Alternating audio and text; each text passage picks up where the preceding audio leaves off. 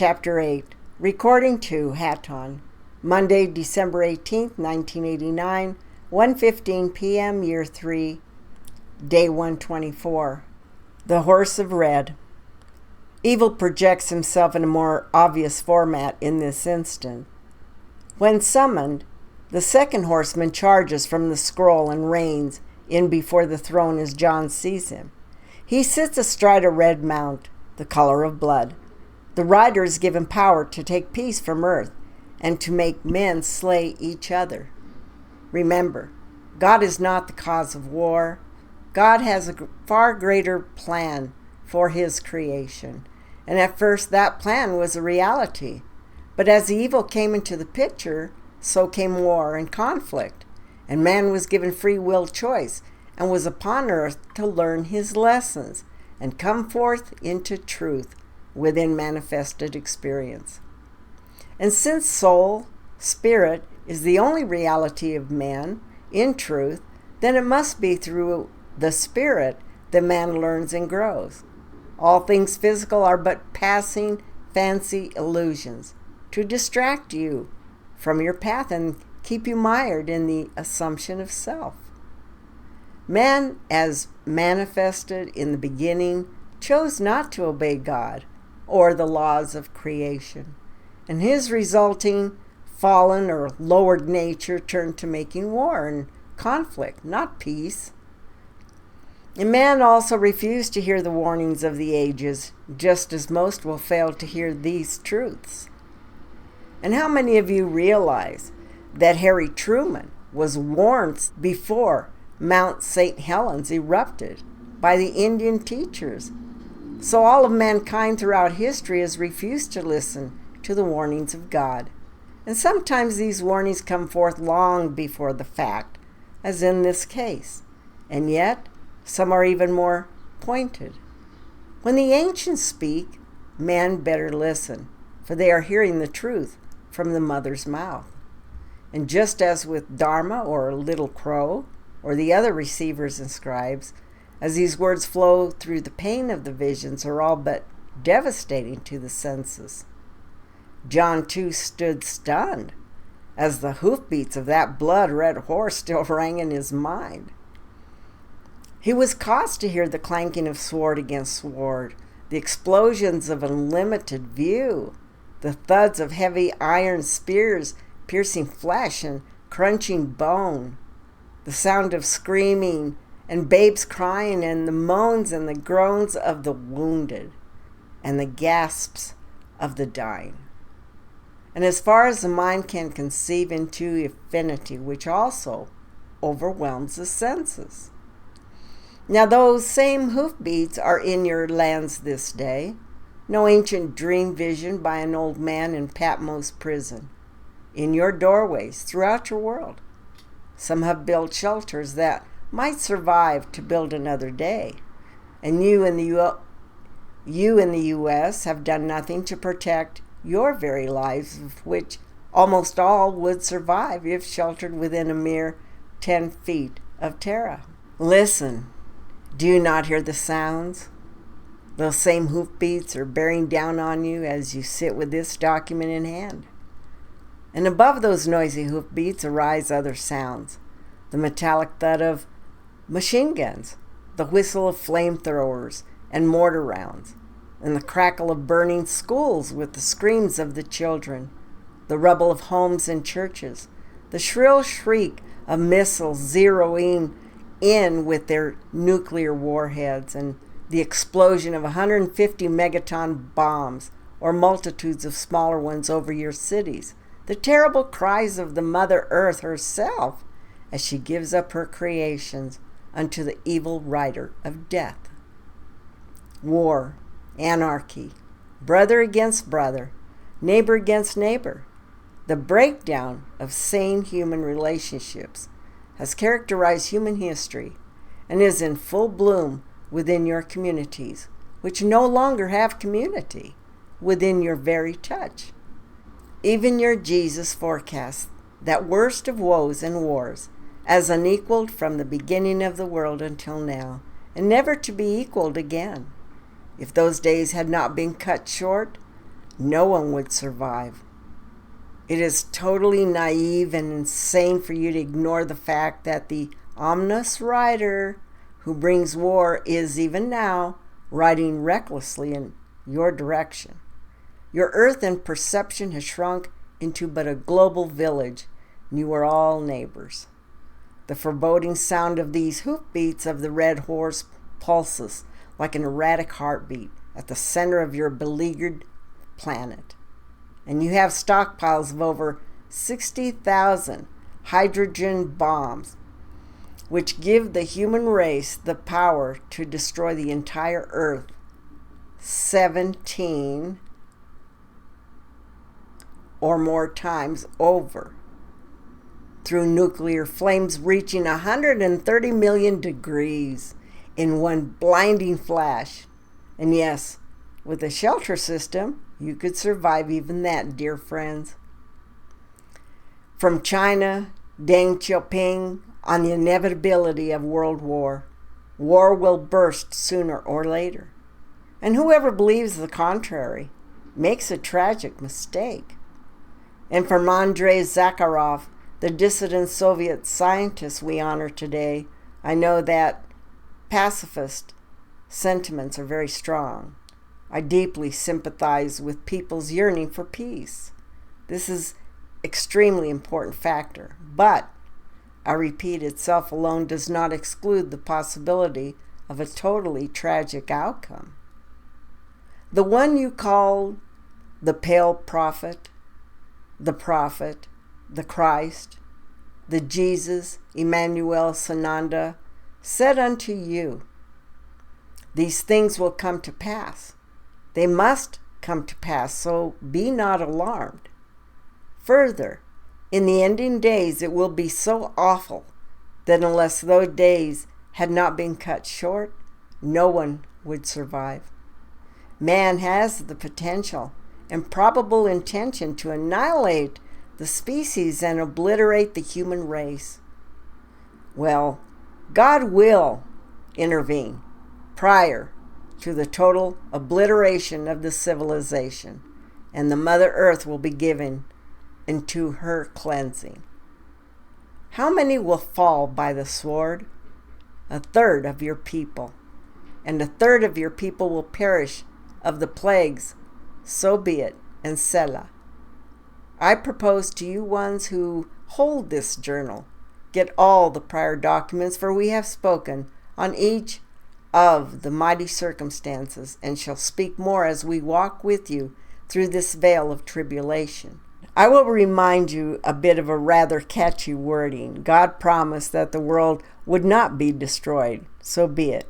He did not promise that the majority of humans of this civilization would not be destroyed. Ponder that most carefully. From the mouths of your own experts, acknowledged experts in international and military affairs agree that unless present trends are reversed, chances are 4 and 5 that a nuclear war will destroy civilization in the next decade. That was your 85 to 95. And every day your government says you need no shelter. Oh, ye lambs of blindness, just moving headlong into the slaughter. Madness has gripped the human race, and unless peace comes into the world of man, none shall be in the surviving of it. Aho.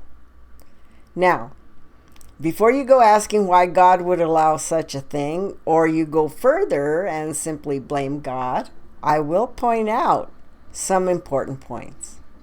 Man alone is created in the image of God, who is soul energy, not human shape. And man occupied a very special place in God's creation. The individual person has dignity before God, and this is a fundamental fact that stresses his uniqueness and underlines his value within society. No one can do anything of spiritual nature for another. Each individual makes his choices. And it must herein be stressed that man, not God, is guilty of the evil in the world. It is man who bears the responsibility because man was given the ability to make free moral choices, and he chose deliberately to disobey God. Even your Dr. Einstein.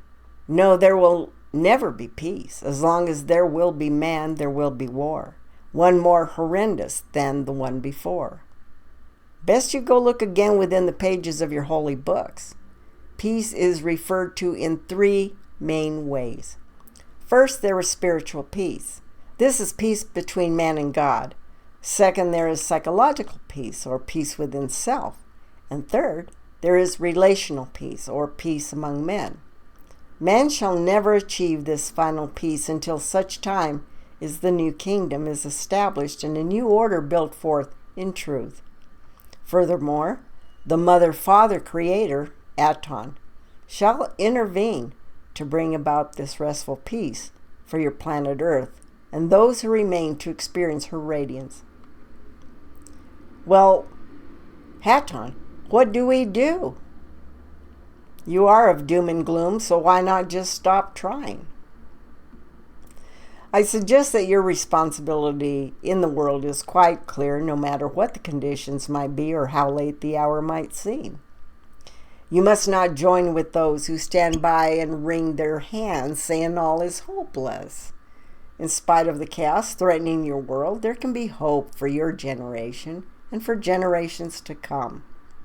With grace, you can grapple with many of the problems and actually solve them.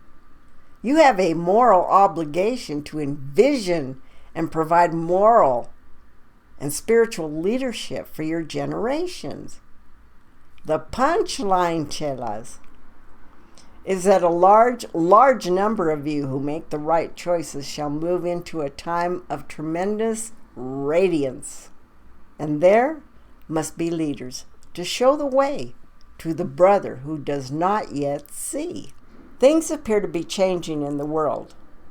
No, you're just choosing up new sides. You in the U.S. have been allies with Russia for many years. Just you citizens didn't know. You can disarm the whole of the U.S. and Russia, and it only makes China's job easier. So be it. For he who has eyes to see, let him open them and see. And he who has ears to hear, let him open them and hear. The handwriting is spread across the walls of the nations. Not just a cement fragile wall in mid-Berlin. You had better get moving on your survival shelter system lest you wait too long, for the horsemen are riding at full gallop. And in response to a letter regarding shelters to a local government person from one who wrote as requested in survival, he had no intentions of pressing for such a thing, for that is the problem of federal government. And furthermore, I have more important things to do than spend my time on such a thing. Well, this is one of Arizona's fine politicians, and I would be most happy to supply the name thereof upon request. Now, this is a bit of loose quotation. The statement was more emphatic than stated above. Giving credit where due, however, another of your Arizona higher government representatives at state level had not read your book but had access to the book, Fighting, Chance 10 Feet to Survival, and suggested you deluge your government officials with copies of these books and demand action, which would be delighted to spearhead and further sent the letter from the individual on to watch their representatives. You can if you but will. Dharma, let us take respite before we move on to the black horse and rider, still the old evil guru himself. That would be the opening of the third seal. That one bears massive hunger and starvation. A loaf of bread for $20, I believe, was the going price. Forget it. You will not long find the loaf of bread at any price. And you can yet prepare if you but will. So be it, and Selah. Haton to stand by and clearing frequency. Salut. Chapter 9, Recording 1, Hatton, Tuesday, December 19th, 1989, 7:30 a.m., Year 3, Day 125. These are comments. Hatton present, cleared and prepared to resume our journal. Good morning. I am so bombarded with questions of current nature that I feel I must comment on a few of more pertinent ones.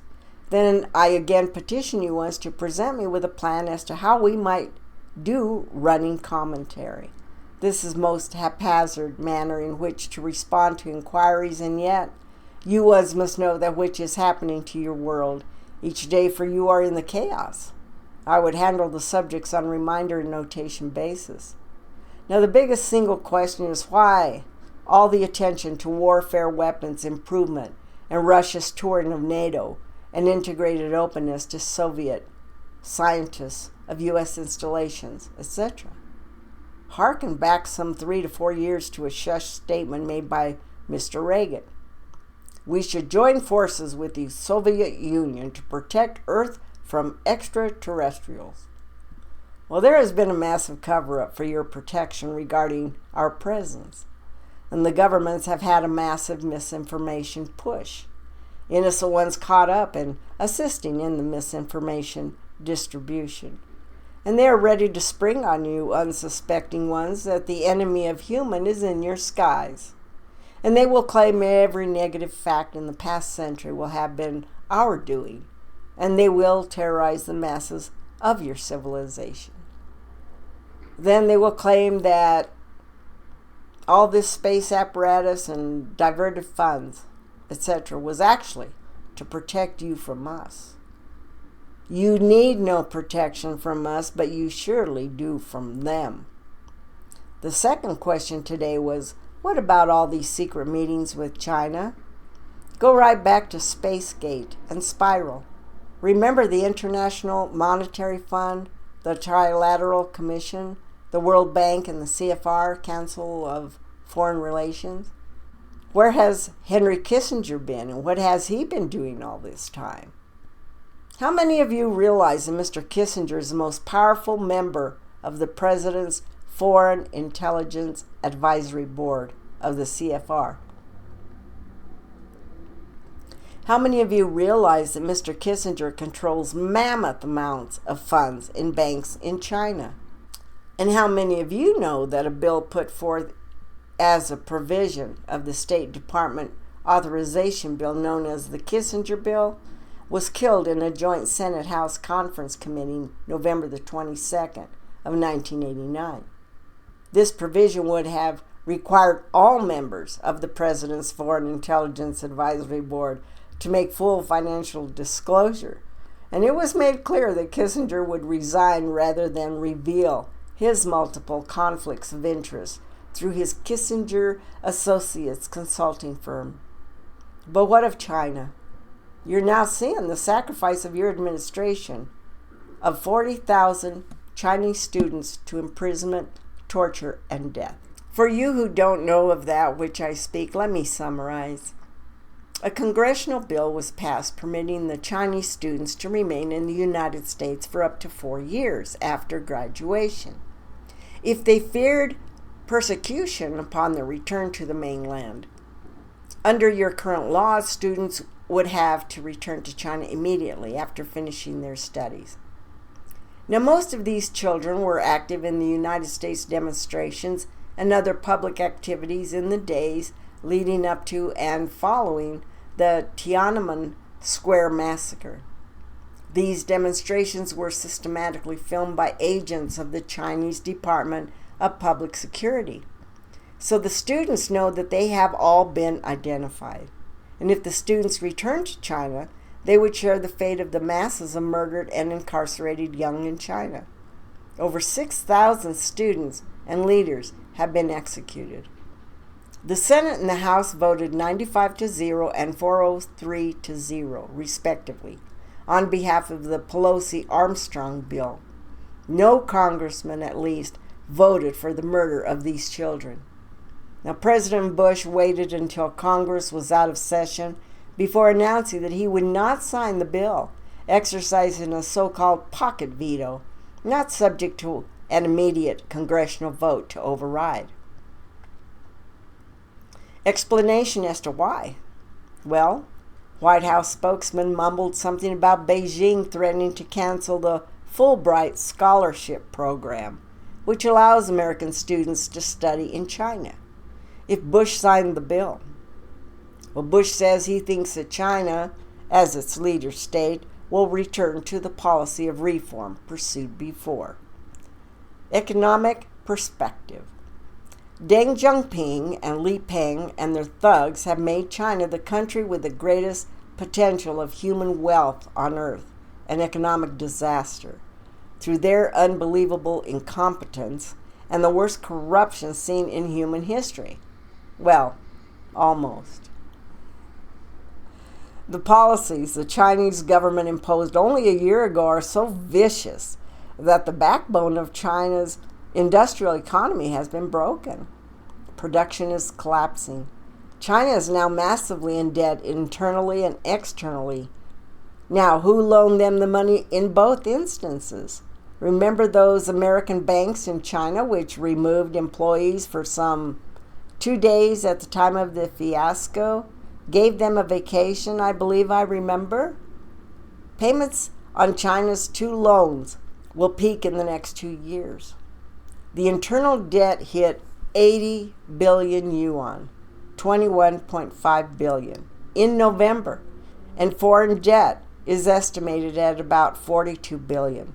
Now, this is in a country with an annual income per capita of approximately 300 a year. Yes, I said 300. China must pay 30 billion yuan, which is 8 billion, in domestic debt in 1990 and 7 billion in foreign debt next year. But this debt does not include the billions in bonds that were issued by local banks on enterprises to fund their operations under the government reform. Now keep in mind that to get this money on loan, the country had to put up natural resources, etc., as collateral to these foreign banks who are loaning the money. The government has 2 plans to deal with the debt. Internally, rob the workforce and impose more austerity, and externally slash imports, which are 80% vital raw materials. They can devalue the currency and impose strict foreign exchange controls and renegotiate the debt. The yuan was already devalued by 60% between 1981 and 1986 and will now be devalued up by another 15 to 18%. The population is being robbed blind. In Jiangsu province, inside China mainland, the State Money Collection Division, which is the tax bureau, has set up shop right at the buying stations where farmers have to sell their quota of grain to the state. And in many cases, the farmers had to turn over their entire earnings and still owe additional taxes. It can happen right there in the United States, my sleepy friends. Industrial workers are being robbed of at least 1 month's wages a year to buy state bonds. The government is trying desperately to increase its state revenues by imposing higher taxes on the enterprises, which then turn around and take the money directly from workers' pay envelopes. The workers who earn only about 120 yuan per month, $30, often find that their wages are gone, and they only receive a bond which they might be able to redeem in several years hence. And so it goes. Now, does it come clear as to who is placing these silkworm missiles in the Middle East? Ah, yes, my students Brighton. You. Yes, indeed. I suggest you go back to school, get Spiral to Economic Disaster, a Phoenix journal, from this publisher, and read it well. The master plan is functioning wondrously in perfection. Further, if they can get your attention distracted to drug wars and weapons control and terrify you of your presence by sending the lectures or disinformation about you eager listeners, watching the moving pen across the wall, my dears. The gray man and I mean your earthlings, are taking control of your world. Whether you like it or do not, you have been trapped, bound to the board, and the screws are starting their final tightening. No wonder the southern drug lords are fighting back for their very lives. Mr. Bush is going south in February to see to the finish. Mr. Bush a wimp?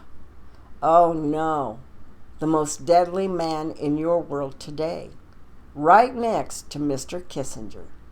So be it. Food for the pondering. Dharma, let us move our subject before we take a respite. I apologize for the interruption, but you ones must begin to think and really see what you see. Ah, yes, the black horse and rider. Now the vision went that the Lamb carefully pries open the third seal. Then the scroll gently unrolls. At the same moment, the third of God's servant creature steps to the center stage and gives a command. Come. Into the presence of the Lamb of God, the 24 elders and the host of angelic witnesses emerges a horse and rider. This black horse bear yet a third warning to the peoples of your planet, a warning of massive hunger and starvation. John. Its rider was holding a pair of scales in his hand, and then I heard one sound like a voice among the 4 living creatures saying, a quart of wheat for a day's wages, and 3 quarts of barley for a day's wages, and do not damage the oil and the wine. Well, following deception and false religions, there's always a turning to famine and pestilence. This shall be no different. Famine will prevail upon the earth, and millions will die of hunger. Is it not already so? Millions more will suffer malnutrition of massive nature from inadequate diet, and from this will come openness to all manner of illnesses, despair, and death. But what of the oil and wine? Ah, so you noticed. However, if you look about your world, it should not bring comfort unto you. Now, this is a picture of luxury coexisting with famine. The prophets have warned you that famine would stalk the earth and starve whole peoples in various parts of the world. But he characterized those in other parts of the world as eating and drinking in gross excess. In the closing days before the Christ returns, there shall be the most desperate conditions occurring parallel and simultaneously. You in America alone weigh £1 billion too much.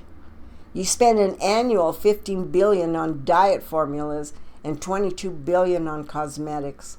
The amount would save the lives of the world for a whole cycle of a year. Well, enjoy it, for the disparity between starvation and riches side by side in the world today will be dwarfed in comparison to that which has been predicted for the future. There is an incomparable blacker day coming. Your whole world community is wrestling with the food problem. It is not a matter of the total quantity of food, but the problem of distribution. Dishonesty among some international relief organizations, indifference of certain governments to the plight of their own people, cheapness with which life is regarded in parts of the world, and the terrible fraud in many nations all complicate your problems. You have only 3 countries in the world annually producing more wheat than they consume: the United States, Australia, and Canada. The Soviets have the potential to produce more than any other nation, but because of adverse weather, acknowledged inefficiency, and other political reasons, they get only one good crop about every 4 or 5 years. In the United States, however, you still have starving and homeless people, while your government subsidizes non-production and ships your surplus goods to your avowed enemies. Justice? You have no justice. You have millions of homeless and hungry people in the United States, and as winter sets in, a winter forecasters predict will be the worst in this century. The plight of these homeless and hungry citizens becomes acute.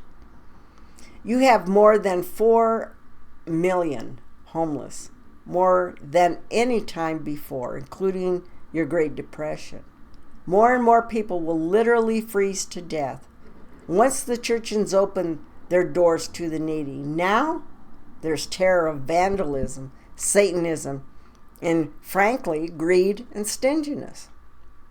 Now, you ones who prefer not to hear these things, listen up. Ones who are homeless and out of work are doing whatever they can just to survive.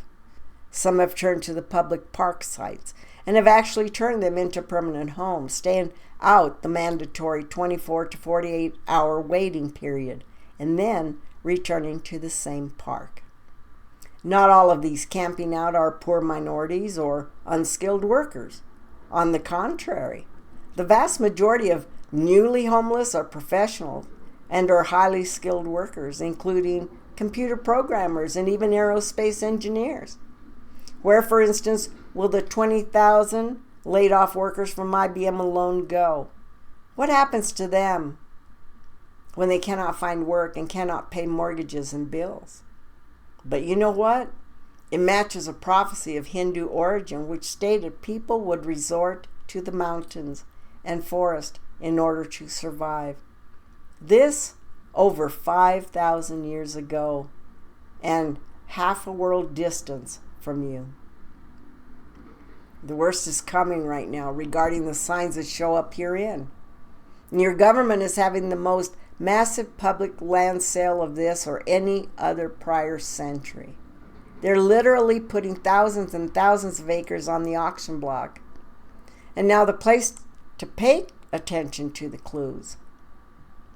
The American Indians fear that they may be homeless as they are just about to have disbanded the reservation system and deprive them of their lands in order to open them up for mining exploitations, etc. This will fulfill the last sign of the Indian prophecies about their lands being taken from them. So let us close this segment, for I shall enlarge upon these subjects as we get to the opening of the seals beyond the 4 horsemen of the apocalypse. I have ones of my own who refuse to read the documents. It is their choice. Somehow they think all will go away. And if they do not look nor change of their thinking, so be it. It shall not go away. It does, however, make a great deal of difference as to what you as an individual do in these times of consternation and travail. You can come into the care and preparation as you are shown to enlighten and reap abundance even through tribulation.